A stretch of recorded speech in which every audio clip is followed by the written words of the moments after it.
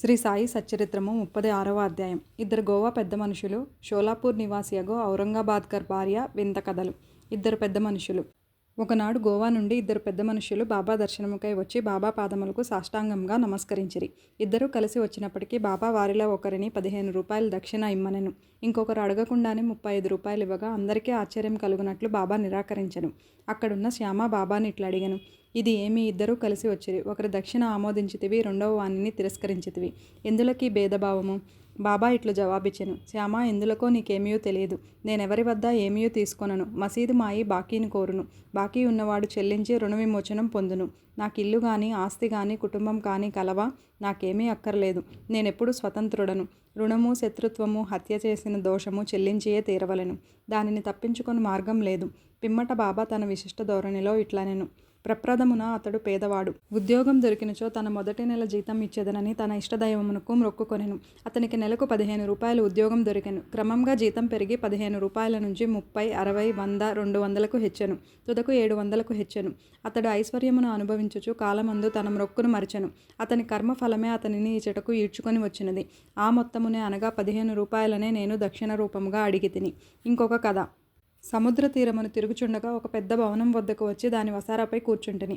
యజమాని నన్ను బాగుగా ఆదరించి చక్కని భోజనం పెట్టెను. బీరువా పక్కన శుభ్రమైన స్థలం చూపి అక్కడ పరుండమనెను. నేనక్కడ నిద్రపోయితిని.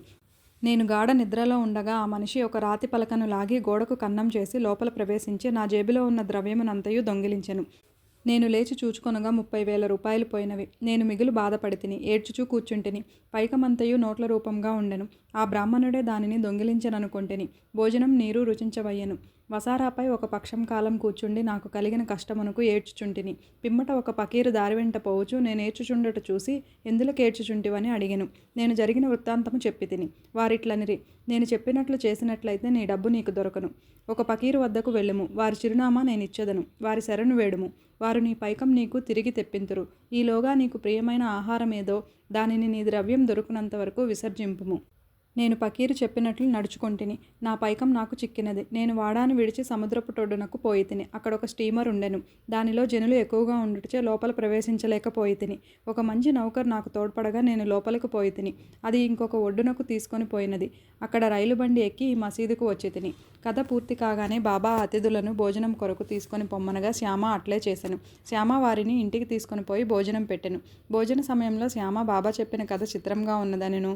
బాబా వారెన్నడూ సముద్ర తీరమునకు పోయి ఉండలేదు. వారి వద్ద 30,000 రూపాయలు ఎప్పుడూ లేకుండెను.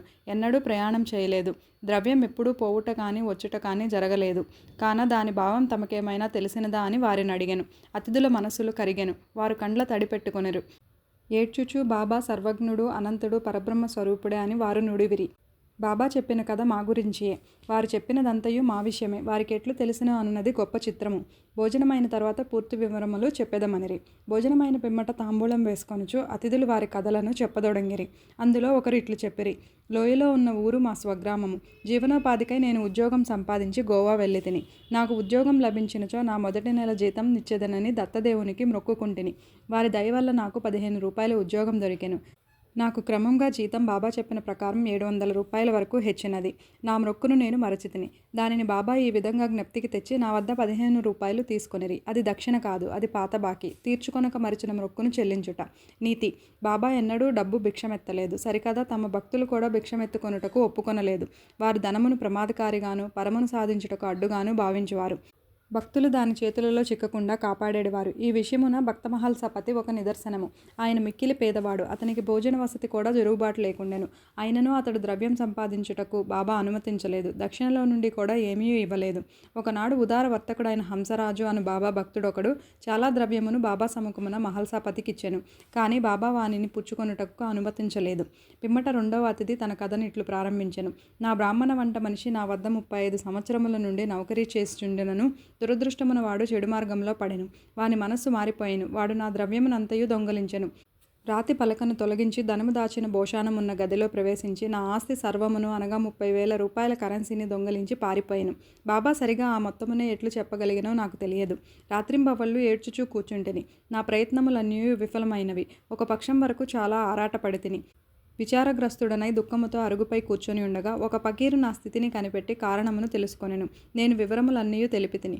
అతడు షిరిడి సాయి అను ఔలియా ఉన్నారు. వారికి మ్రొక్కుము. నీకు ప్రియమైన ఆహారమును విడువుము. నీ మనసులో వారి దర్శనం చేయ వరకు నీకు ప్రియమైన ఆహారమును తిననని మ్రొక్కుకొనుము అనెను. నేనటులే బాబా, నా ద్రవ్యం దొరికిన పిమ్మట, మీ దర్శనం చేసిన పిమ్మట నేను అన్నం తినదను అని మ్రొక్కుకుంటిని. దీని తర్వాత 15 దినములు గడిచెను. బ్రాహ్మణుడు తనంతట తానే నా డబ్బును నాకిచ్చెను. నా శరణు వేడెను. వాడిట్లనెను, నేను పిచ్చి ఎత్తి ఇట్లు చేసినాను. నా శిరస్సు మీ పాదములపై పెట్టితిని. దయచేసి క్షమించుము. ఈ విధంగా కథ సుఖాంతమైంది. నాకు కనిపించి సహాయమునొచ్చిన పకీరు తిరిగి కనపడలేదు. పకీరు చెప్పిన షిరిడి సాయిబాబాను చూచుటకు ఎంతో గాఢమైన కోరిక కలిగినది. మా ఇంటికి అంత దూరం వచ్చిన వారు షిరిడి సాయిబాబాయే అని నా నమ్మకము. ఎవరైతే నాకు కనపడి నా ద్రవ్యమును తిరిగి తెప్పింతురో అట్టివారు 35 రూపాయల కొరకు పేరాస చూపెదరా. దీనికి వ్యతిరేకంగా మా వద్ద నుంచి ఏమీయో ఆశించక ఎల్లప్పుడూ తమ చేతనైనంత వరకు బాబా మమ్ములను ఆధ్యాత్మిక మార్గమును నడిపింతురు. దొంగిలించిన నా ద్రవ్యం దొరికిన వెంటనే మిక్కిలి సంతసించి మైమరిచి నా మ్రొక్కును మరచితిని. ఒకనాటి రాత్రి నేను కొలాబాలో ఉన్నప్పుడు బాబాను స్వప్నంలో చూసితిని. షిరిడీ పోవలనని సంగతి అప్పుడు జ్ఞప్తికి వచ్చెను. నేను గోవా వెళ్ళితిని. అక్కడ నుండి స్టీమర్ మీద బొంబాయి వెళ్ళి అటు నుండి షిరిడీ పోవ నిశ్చయించితిని. నేను హార్బర్ వద్దకు పోగా స్టీమర్లో జాగా లేకుండెను. కెప్టెన్ ఒప్పుకొనలేదు. కానీ నాకు పరిచయం లేని నౌకరొకడు చెప్పగా ఒప్పుకొని నన్ను స్టీమర్లో బొంబాయికి తీసుకొని వచ్చెను. అక్కడ నుండి ఇక్కడకు రైలులో వచ్చితిని. కాబట్టి బాబా సర్వజ్ఞుడు, సర్వాంతర్యామి. మేమెక్కడా, మా ఇల్లెక్కడా, మా అదృష్టం ఏమని చెప్పవలెను. బాబా మా ద్రవ్యమును తిరిగి రాబట్టెను. ఇక్కడికి లాగుకొని వచ్చెను. షిరిడి జనులారా, మీరు మాకంటే పుణ్యాత్ములు, మాకంటే అదృష్టవంతులు. ఏలనా బాబా మీతో ఆడి నవ్వి మాట్లాడి ఎన్నో సంవత్సరములు మీతో నివసించెను. మీ పుణ్యము అనంతము. ఎందుకనగా అది బాబాను షిరిడీకి లాగెను. సాయియే మన దత్తుడు. వారే మ్రొక్కుకొమ్మని నన్ను ఆజ్ఞాపించిరి. స్టీమర్లో జాగా ఇప్పించిరి. నన్ను ఇచ్చటకు తెచ్చిరి. ఇట్లు వారి సర్వజ్ఞత్వమును సర్వశక్తిమత్వమును నిరూపించిరి. ఔరంగాబాద్కర్ భార్య. షోలాపూర్ నివాసియగు సకారాం ఔరంగాబాద్కర్ భార్యకు 27 సంవత్సరములైనను సంతానం కలగలేదు. ఆమె అనేక దేవతలకు మ్రొక్కులు మ్రొక్కెను. కానీ నిష్ప్రయోజనమయ్యను. తుదకు నిరాశ చెందెను. ఈ విషయమై చివరి ప్రయత్నం చేయ నిశ్చయించుకొని తన సవతి కొడుకగు విశ్వనాథునితో షిరిడీకి వచ్చెను. అచట బాబా సేవ చేయుచు 2 నెలలు గడిపెను. ఆమె ఎప్పుడు మసీదుకు పోయిననో అది భక్తులతో నిండి ఉండేది. బాబా చుట్టూ భక్తమండలి మూగి ఉండువారు. బాబా ఒంటరిగా చూసి వారి పాదములపై పడి తన మనస్సును విప్పి చెప్పి తనకొక సంతానం కావాలనని కోరుకొనుటకై తగిన అవకాశముకై ఆమె కనిపెట్టుకొని ఉండెను. తుట్టతుదకు శ్యామకి ఈ సంగతి చెప్పి బాబా ఒంటరిగా ఉన్నప్పుడు తన విషయంలో జోక్యం కలుగు చేసుకొనమనెను.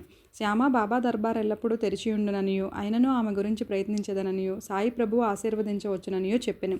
బాబా భోజన సమయమున మసీదు వాకిలిలో కొబ్బరికాయ అగరబత్తులతో సిద్ధంగా ఉండమనియు తాను సైగ చేయగానే మసీదు పైకి రావాలననియు చెప్పెను.